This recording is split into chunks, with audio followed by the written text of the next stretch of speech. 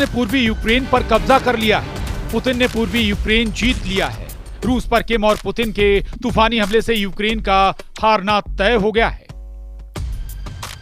NATO की मदद, Europe के तमाम देशों का साथ, अमेरिका का पर्दे के पीछे से यूक्रेन के साथ हाथ मिलाना, इन सब के बावजूद रूसी सेना ने पूर्वी यूक्रेन पर कब्जा कर लिया।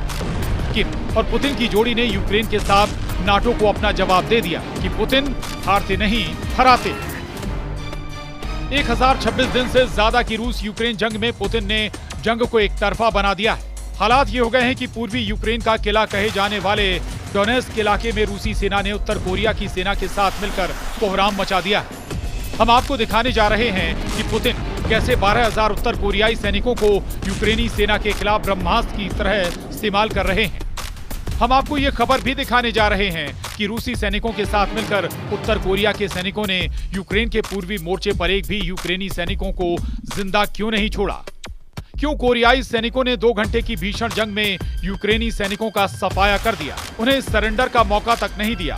राष्ट्रपति पुतिन के बेहद करीबी दिमित्री मेदवेदेव ने तो यहाँ तक दावा कर दिया है कि रूस यूक्रेन के नए 5 इलाकों पर पूरी तरह से कब्जा करने जा रहा है। राष्ट्रपति पुतिन इस वक्त फुल फॉर्म में, यकीन करना मुश्किल है, लेकिन अगस्त 2024 से दिसंबर 2024 के बीच में रूसी सेना ने पूरे यूक्रेन के 20% इलाके पर कब्जा कर लिया है।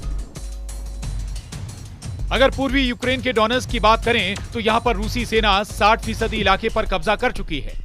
हैरानी की बात तो यह है कि यूक्रेनी सेना अब तक 180 मोर्चों से भाग चुकी है। रूसी सेना इस वक्त यूक्रेन पर जबरदस्त हवाई हमले, मिसाइल हमले, टैंक और तोप खाने के हमलों से यूक्रेनी सेना के चीथड़े उड़ा रही है। राष्ट्रपति पुतिन के बेहद करीबी रूस के पूर्व राष्ट्रपति दिमित्री मेदवेदेव ने तो यहां तक दावा किया है कि रूसी सेना दिसंबर 2024 के अंत तक यूक्रेन के 5 नए इलाकों पर पूरी तरह से कब्जा कर लेगी। पूर्वी यूक्रेन के डोनेस्क पर रूस का कब्जा लगभग हो चुका है। पूर्वी यूक्रेन के शहर पोक्रोव्स्क पर कब्जे से सिर्फ 1 किलोमीटर दूर रूसी सेना रह गई। पोक्रोव्स्क को डोनेस्क का लॉजिस्टिक्स हब माना जाता है, जिस पर रूस कब्जा करने जा रहा है। राष्ट्रपति जेलेंस्की तक डोनेस्क में हार से बौखला गए। यूक्रेनी मीडिया की रिपोर्ट के मुताबिक राष्ट्रपति जेलेंस्की ने हार के लिए जिम्मेदार मानते हुए डोनेस्क में यूक्रेनी सेना के कमांडर अलेक्जेंडर लुटसेंको को बर्खास्त कर दिया। Це була сьогодні одна з найбільших російських атак проти нашої енергетики. 94 ракети різних типів, і крилаті, і балістичні. 81 збили. Також було майже 200 ударних дронів. Загалом ми бачимо, що росіяни намагались перенавантажити нашу ППО, як вони і завжди це роблять, в таких масованих ударах. І також вони спеціально чекали морозної погоди, щоб зробити гірше для людей. उदार відбувся якраз під. कुछ रिपोर्ट्स में दावा किया गया है कि पुतिन ने यूक्रेन के डोनेस्क, लुहांस्क, खेरसोन और जपोरिजिया क्षेत्रों को रूस में शामिल करने के कब्जे शुरू कर दिए हैं। इसीलिए रूस भीषण तरीके से पूर्वी यूक्रेन पर चुन चुनकर हमला कर रहा है, जिसमें सबसे ज्यादा हमले मिसाइल और ड्रोन से किए जा रहे हैं।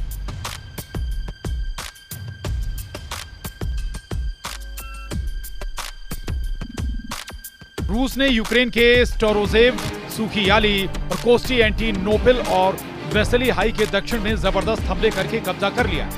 रूसी सेना ने यूक्रेन के ब्लाहोदत्ने और येलिजावेतिवका गांव पर भी मजबूत पकड़ बना ली। इधर दूसरी तरफ उत्तर कोरिया के सैनिकों ने आधिकारिक तौर पर यूक्रेन पर बड़ा हमला कर दिया है। लगभग 12,000 यूक्रेनी सैनिक रूस के कुर्स्क से पूर्वी यूक्रेन पर हमला कर रहे हैं। जानकारी के मुताबिक हर दिन यूक्रेन के 1100 सैनिक रूस और उत्तर कोरिया के सैनिकों के हमले में मारे जा रहे हैं। अगर इसी तरह से यूक्रेन के सैनिक मारे गए तो पूर्वी यूक्रेन में महज 10 दिन के अंदर यूक्रेनी सैनिकों का सफाया हो जाएगा। ऐसे हालात में आप अंदाजा लगाइए कि जब 20 जनवरी 2025 को ट्रंप ओवल ऑफिस में राष्ट्रपति बनकर कुर्सी संभालेंगे, तब तक तो रूस और उत्तर कोरिया मिलकर यूक्रेन को तबाह कर डालेंगे। अब जरा ये भी जान लीजिए, पूर्वी यूक्रेन में उत्तर कोरिया के सैनिकों ने यूक्रेनी को कहां पर जबरदस्त मात दी है। रूस के राष्ट्रपति पुतिन और उत्तर कोरिया के supreme leader Kim Jong Un की जंगी दोस्ती यूक्रेनी सेना पर भारी पड़ रही है। खबरों में दावा किया गया है कि उत्तर कोरिया के सैनिकों ने कुस्क इलाके के एक गांव पर कब्जा करने के दौरान 300 से ज्यादा यूक्रेनी सैनिकों को बुरी तरह से मार डाला।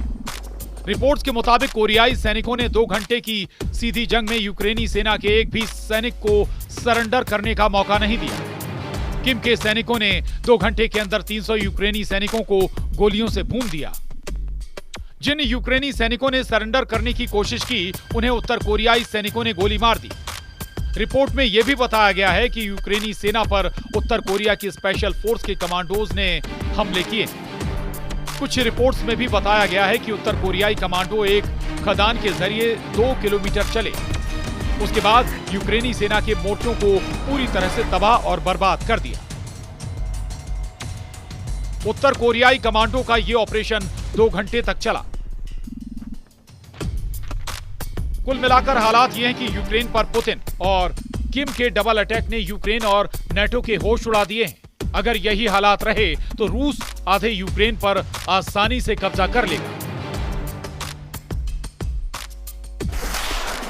Bureau report, news 18।